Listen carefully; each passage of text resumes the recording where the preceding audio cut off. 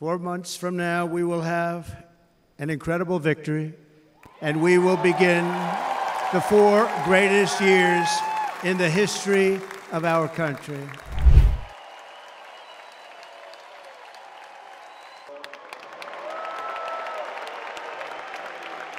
In order to see the chart, I started to, like this, turn to my right and was ready to begin a little bit further turn, which I'm very lucky I didn't do, when I heard a loud whizzing sound and felt something hit me really, really hard on my right ear. I said to myself, wow, what was that? It can only be a bullet. And moved my right hand to my ear, brought it down. My hand was covered with blood, just absolutely blood all over the place.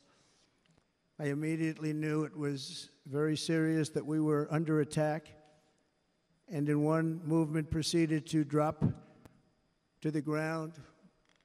Bullets were continuing to fly as very brave Secret Service agents rushed to the stage, and they really did. They rushed to the stage. There was blood pouring everywhere, and yet, in a certain way, I felt very safe because I had God on my side. I felt that. What happened after I left? They took over our country. 4 months from now, we will have an incredible victory, and we will begin the 4 greatest years in the history of our country. But to achieve this future, we must first rescue our nation from failed and even incompetent leadership. We have totally incompetent leadership. This will be the most important election in the history of our country. We had that horrible, horrible result that we'll never let happen again.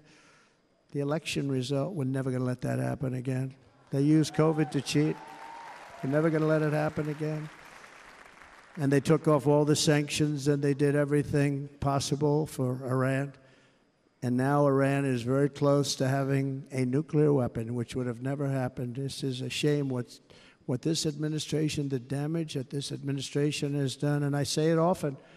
If you took the 10 worst presidents in the history of the United States, think of it, the 10 worst, added them up, they will not have done the damage that Biden has done.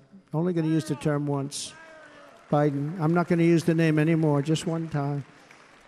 The damage that he's done to this country is unthinkable. It's unthinkable.